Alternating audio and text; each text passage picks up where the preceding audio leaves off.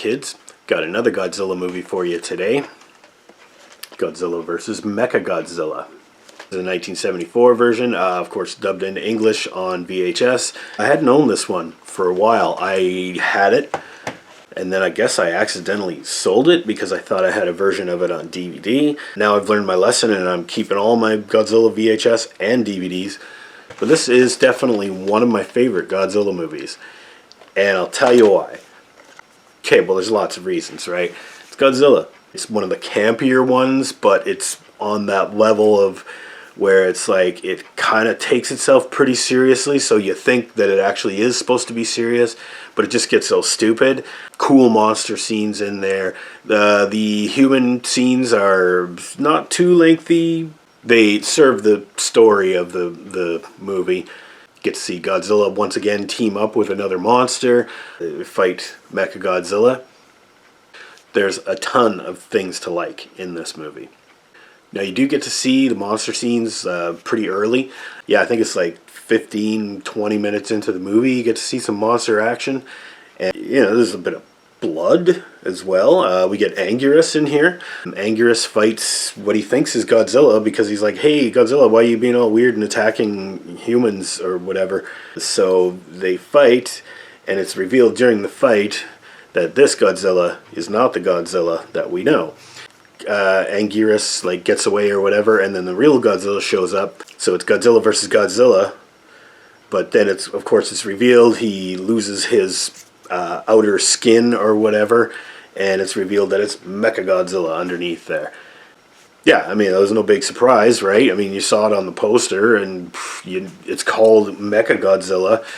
Yeah, so I'm pretty sure that the plot line is made for kids to easily understand with a bunch of mumbo jumbo that nobody's going to care about or research or anything like that. So of course in this, Mechagodzilla is, well, he's a robot, but he's controlled by aliens. He's not like a piloted vehicle or anything like he was in the 90s, I think, or a remote controlled sort of thing. He's like a independently thinking robot that follows the orders of space aliens. I don't think it's really specified in this movie exactly where these space aliens come from, or if they give them a name, I don't remember it. But yeah, they're like these green ape sort of things that can like transform into human to disguise and live amongst humans or whatever. There's some scenes where it's revealed in a kind of a cool way. It's done with optical effects. It's not the greatest quality effects on these aliens, but it was convincing enough for me when I was a kid. So space aliens control Mechagodzilla. They want to destroy the Earth, I guess. The plotline also has to do with the other monster that's featured in here, King Caesar. He's the ancient protector god of Okinawa. Basically, there's a prophecy that says that King Caesar and one other monster will defeat a third monster, which has come to destroy the Earth. Okay, so there's like this, these scientists or whatever, or archaeologists, they find this statue and they for some reason take it off of the island, take it away from Okinawa. And they end up bringing it back anyway to fulfill the prophecy. Whatever. Yeah, so the monster scenes are good, and they start early. There's a big gap in the middle where it's mostly human story, and it's understandable. The human plot is a little bit convoluted and doesn't make a lot of sense in some parts. Like, why would they do that kind of thing, right? And for some reason there's two like professor characters in here, which I found to be a little confusing because the one guy that always plays the professor, he's in it, but he's not really in it that much. He like there's like a fight scene and he's just kind of like standing there watching, and that's really the most he does in the movie, but they call him Professor. Anyway, he's a legendary actor. And it was good to see him again in this movie, even though his scenes are kind of brief. And then there's like this other professor dude that really does all the, I guess you could call it heavy lifting in the professor role. Also portrayed by another classic Toho actor. Now, it's great to see these same actors come up again all the time.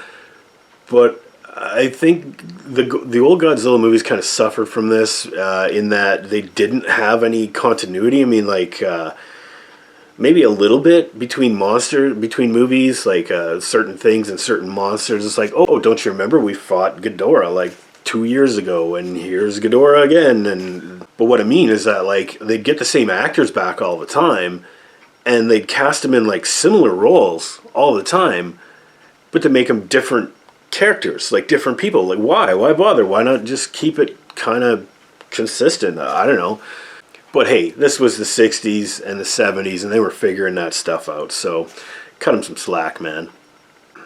I don't mind at all, because the action that's going on and the imagination, you know, the different Mechagodzilla powers is really cool. And you know, he launches missiles and stuff like that, and he has a laser beam eyes, and you know, lightning bolts shoot out of his chest, and he can fly, and he's got a force field. I mean, all that stuff is super cool. And then there's a part where Godzilla makes himself into a giant magnet somehow, and I guess that's cool. Like, I mean, you know, hey, sillier things have happened in the Godzilla universe. I don't think this is the silliest. I don't know, it's kind of cool. It's, you know, Godzilla has these powers that you didn't even know. I mean, not like the flying thing. The final battle is really fun. You get to see King Caesar getting kind of overwhelmed by Mechagodzilla, and then Godzilla comes in, and they team up to defeat Mechagodzilla, and it's like the 2-on-1 battle, and Mechagodzilla's still kicking their asses. I mean, there isn't a lot of miniature effects in this one. I mean, we just see Mechagodzilla like wrecking a power plant sort of thing. Then there's you know, the monsters themselves. I think the suits look okay. You know, they're at least as good or better than, you know, the previous movies. You know, so there's a lot of really good things about this movie. Now there's some really dumb things about this movie too, but of course I'm gonna let it slide because the good stuff far outweighs the bad. I think, for one thing, this movie had too many human characters, and I got them confused like all the time. There's like 7 male characters and 2 female characters. It's just like the good guys. I don't know, there's a lot, and it just coming out of nowhere, and it's like, was that the same guy that did this, and now something else is happening to him, and it's like, wait, that's not the same guy, that's his brother, and he's a secret agent, and no, he's not a secret, oh, that's the other secret agent. And 2 professors? Like, that was kind of dumb. It doesn't really matter. I mean, you know, the story plods along. It's like, okay, we discover that aliens have brought Mechagodzilla to Earth. They want to take over or whatever and use Mechagodzilla to destroy things and impersonate Godzilla for a while. They find out the truth. They find the aliens' secret base. The aliens try and get a hold of the Caesar statue, but our protagonists keep it away from them. They eventually come back to Okinawa and they install the Caesar statue, and he comes to life to help fight Mechagodzilla. Godzilla appears, they fight, whatever. The people escape from the secret base, which they didn't even need to go to at all. I don't see any reason for the characters to even go there. I mean, the storyline could be kind of simplified a bit, but then I guess we wouldn't have very much runtime of this movie.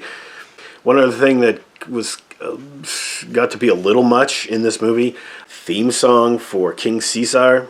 Or not the theme song, but you know, like Mothra twins always have to like summon Mothra and have to sing the song. Well, we got to do that here for King Caesar, and the song is like 2.5 minutes long, and it's just this lady singing on a beach, singing to King Caesar in order to wake him up, and it's like the ceremony or whatever. But why does it have to be so long? I mean, you know, like the song's okay, whatever, but it's like really long, like noticeably, and it's like, okay, wake up, dude, come on, we got a monster battle to get to here. Like I said, the monster battles are, they're a good length. They're not too long, like in Godzilla vs. Gigan, or like too short, like in Godzilla vs. Monster Zero. It's a good length. It's the perfect length, and it's the right amount of action going on in this. You know, it's exciting, it's fun, it's goofy, it's like a comic book. That's what Godzilla movies are. Like Godzilla vs. Kong that just came out this year. I love that movie. But, you know, it's like a comic book. You know, you don't want to hear details, and we don't need research and proof to. It's a fucking comic book, dude. It's Godzilla's the protector. Mechagodzilla is sent to defeat him, but fails. It's followed by a sequel, of course, Terror of Mechagodzilla. One day maybe I'll get around to reviewing that, but I currently don't own that on VHS, so it doesn't qualify. I mean, this is a classic movie, and I'm glad that I have it in the classic format. VHS. Godzilla vs. Mechagodzilla. I'm going to go ahead and give this an A-. I did say that this is one of my favorite Godzilla movies, so it's an A. But I gave it that minus just because that convoluted plot with too many characters and the overly long song. If you want to see one of the better Godzilla movies from the era, I suggest this one. I mean, there's some earlier ones that might be a little better than this, but this is one of my favorites here. Now, I actually have a lot of Godzilla movies to cover on this channel, and I'll get to them eventually one day. Maybe one day I'll do like a list video of my favorites, or favorite monsters or something like that. You know, for now, what I have to say is watch this one, Godzilla vs. Mechagodzilla. It's kind of hard to find. I got my VHS copy off of eBay, and I guess I got a pretty good deal on it, but you got to watch out because there's a lot of people that are trying to scam a lot of money for VHS right now, and it's getting really dumb. You know, you might find it on some streaming service that I'm not aware of, or that I don't have. But Godzilla vs. Mechagodzilla is definitely a classic, and you should check it out. So until next time, have a good one, everybody.